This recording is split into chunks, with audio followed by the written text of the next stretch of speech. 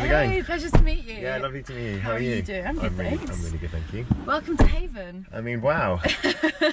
What a car. I feel like I'm in first class about to fly somewhere. You're going up in the world. This is amazing, yeah, this is fantastic. Have you ever ridden in a Jaguar before?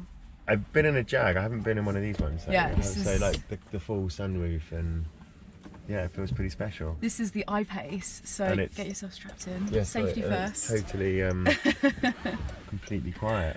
It's really quiet. It is, if I'm not mistaken, one of the most awarded cars. And you've got this as well, we can put water in here. Fantastic. So it's won like every award going, best luxury car, best green car. Is it I think really? It's like 76 awards or something. Okay, amazing. Yeah, so welcome. Anyway, pleasure to have you. No, thanks, thanks for having me. So you are the co-founder of Proper. Yes. And this is Proper, not Propercorn, right? Because you've got all the other products. Yeah. So I've seen you've got Proper chips. So we've got the corn and chips, and we moved to to Proper only this year. Oh, cool. So this has been a big transition for us. Amazing, how exciting. And another huge congratulations. The company's been going for almost 10 years now, right? Yeah, we launched basically 8 years ago, and it took us a while to get to launch, about a year or two of kind of experimenting, testing, and all the rest of it, and actually probably even longer from when the idea was formed. Yeah. And yeah, we had our kind of 8-year anniversary maybe 2 months ago. Congratulations. Thank you. Yeah, thanks so much. I believe it, and I struggle to believe it at the same time, because on the one hand it is everywhere and you've had this huge success, you've got that market penetration, but then at the same time it's still so fresh, you know, your branding, the product, everything that you're doing, and even to the deeper levels of, you know, how you're operating your business as well, you're responsible, you know, the sustainability factors, all these things to it. It's very like 2020, you know. Yeah, really kind of you to say. Thank you. I mean, I think with anything, it's a journey. Yeah. And no pun intended. Yeah. Exactly. And it has been an amazing journey with Proper. I mean, it was an idea that my business partner had, working for an advertising firm, essentially spotting a gap in the market for a healthy snack proposition. And this was probably 10 years ago, when if you wanted something tasty, the options were a bag of crisps or a chocolate bar or biscuits. And if you wanted something healthy, it was like a rice cracker or an apple. Yeah. And not that many options in between. Yeah. I went home speaking to her mum about doing flavoured popcorn, and her mum reminded her that one of the last things her father had bought her before he sadly passed away was an old school popcorn machine. Aww. So she was like, right, it's a sign, I'm going to quit my job and start this business. And we've been friends for a long time, and I've been running businesses since I was at uni, which thankfully have gone well. And yeah, we just put our heads together and fast forward, and here we are with an amazing team of, I don't know, around 50 people. Wow. We sell about 4 million bags a month. We're in 12 countries across Europe. Wow. So yeah, it's been a journey, but I think what I would also say is it's really kind of you to say those things, but we're not perfect. We definitely don't think we're perfect, and we've still got a huge amount more that we want to achieve at a business level, but also from a kind of environmental aspect as well. So what is on the agenda for next steps for Propercorn to stay ahead of the curve? For Proper? Yeah, sorry, I did it. Yeah, sorry, no, it's fine. I will definitely make a mistake at least 3 times. Well, first of all, moving to Proper has given us license now to start innovating in other areas. So this year we launched Proper chips, which are the lentil crisps, which are doing really well. We've actually, I think they've been the most successful better for you snack launch this year, which we're really proud of. Fantastic. But that means we can also start playing in lots of other different categories. We really back ourselves when it comes to innovation and bringing things to market and our approach to business. So I can't tell you exactly what they're going to be, because that's classified, top secret information. But I can say that we will be looking to launch other products outside of popcorn, over the next few years, basically. So exciting. So stay tuned. Yes, exactly. You mentioned your team before. You said you've now grown into 50 people. Yes. That's also, I mean, 50 is also one of those things where it's like you throw the number out there, but actually like a room of 50 people is a lot. Yeah. Same with Havn, where people is at the core of the business and taking care. You know, you look after. There's such a core part of the business that needs to be taken care of, where it seems like there's some other companies that seem to have kind of overlooked that a little bit. How did you go about, you know, hiring, especially in the earlier days as well as a startup, like finding the right culture fit and like. Yeah. I mean, we've always placed probably the most value on not just, I guess, finding the right people, but also retaining those people. Yeah. And it is 100%. Yeah, I think the most important thing you can do is, and alongside that, build this amazing culture. And culture for us has just been absolutely paramount. And getting that right has been quite like an anal process. Yeah. I think when you're a startup, you automatically inherit this wonderful kind of startup attitude, and it's all hands on deck. You're all kind of doing everything, and it can be quite hectic. But you become this quite small but brilliantly bonded like family. As you grow, that will inevitably go, and you kind of lose a bit of that. And often people can mistake that for thinking, oh, the cult, you've lost the culture. But actually, the challenge is, how do you grow and become an even better culture? And I think that's something that we have done really well. And we have so many different initiatives in the business that help us do that. So we have a chef who makes amazing. breakfast and lunch every day. Cool. And if you think about, most businesses will have their kind of team social, maybe once a month they go for drinks after work, or maybe go bowling, or whatever it may be that they do. And then the next day they come back in and everyone's built a bit of a stronger connection with other people in the business, and they've become a bit closer, and there's stories about the night before. We have lunch every day together, and so we all get to sit with each other every day, building amazing kind of relationships. And just what that has done is just made this kind of family, an amazing kind of like family of 50. We have a share option scheme, so everyone in the business has share options. Once you've been with us for 2 years, you get unlimited holiday, which is about empowering people and giving them, I guess, the decision-making process around when they take their time off, and we're not prescriptive on that. Yeah.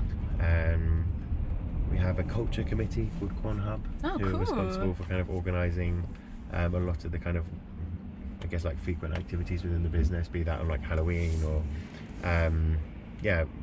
any other kind of times. There could be like cooking sessions, there could be just anything, but we just try and do so many things that keep us all engaged, keep us all kind of excited, and enjoying work, not just for the work, but also for the relationships that are being built. And so I guess long-winded response, really, but I just think it's so important. I just think it's probably the most important thing that any startup or any business can do, is really think about how they can look after their team and harness an amazing culture. Have that people first approach.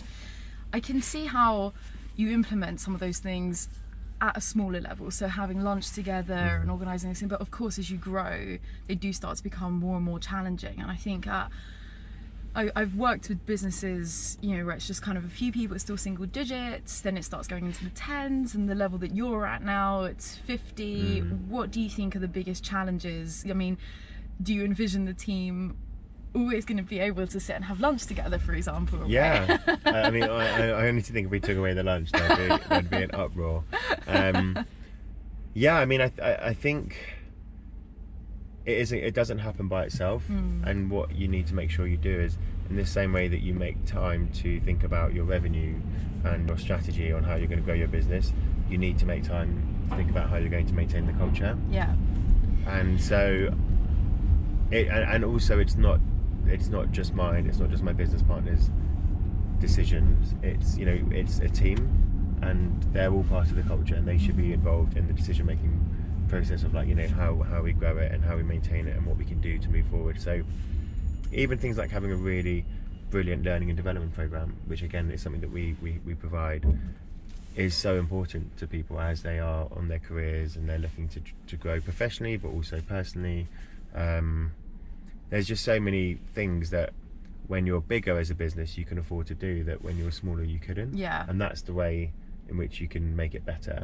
And at the moment while we're growing really fast, our staff numbers isn't growing exceptionally quick, and so I feel like it's something that we can maintain at the moment. But amazing. The ultimate point I would say is it will require real thinking. I love that level of consideration that's still required. And I like how you compare, whilst obviously there isn't a comparison, but in the same way that businesses value and prioritize your revenue and those things that typically are looked at first of all. Actually, the people is obviously the lifeblood of the business, so they deserve to be thought about first of all as well. Exactly right, yeah. So you're also on the board, or you do lots of charity stuff as well, right? You're on the board of So Hubbub? Yeah. So I've always been really passionate about the environment. Prior to Propercorn, I used to run an environmentally friendly property development company. Amazing. So basically building eco houses. So ahead of the curve as always. I know. Well, what makes, sorry to just jump in there, but I have to just interrupt there for a moment, because that was going back at least 8 years ago, prior to exactly, Proper. And obviously now everyone's aware of this, there's such a heightened awareness on the matter, so everyone's talking about it. But back then, this wasn't anywhere near as big a deal. So were you just, how did you kind of come across the concept? How did you get into it to begin with? Well, I worked for a developer in London for a few years to kind of learn the trade. They were quite a small development company, about 10 people, which gave me a really good opportunity to get a lot of experience in lots of different areas. And I guess being an entrepreneur was like, well, I think I can do this. Amazing. And the environment is always something that I've just cared a huge amount about. And I feel, I mean, I don't know the stats anymore, but at the time, you know, the amount of emissions that we released just from living in our homes was quite ridiculous. And I remember just thinking, well, what if I could prove the concept that you can live in a house that's the same quality of life as the one we all live in, but it is run off renewable energy and the materials are sourced locally and things like that. And could it be done for the same cost? And the answer was predominantly yes, and it was hard to do, but actually we did get there. The last house we did was a 8,500 square foot. Now this was quite a premium house, but it was an 8,500 square foot house with like underground pool and cinema room. Cool. But fully run off renewable energy, and actually Cheryl Cole, what's she called now? Cheryl or something else. But Cheryl Cole lived there. She lived there for 2 years. Wow. And I think Danny Welbeck, footballer, is currently living there at the moment. Wow, amazing. So it's, and yeah, that house was built for the same cost that another house of that kind would have been built for. So that was something we're really proud of when we won UK property, single dwelling property of the year or something like that. I can't remember what it was called at the time. And Proper is now B Corp certified, Yeah. right? Another Yeah. congratulations. Thank you. You're Yeah, just yeah. smashing it.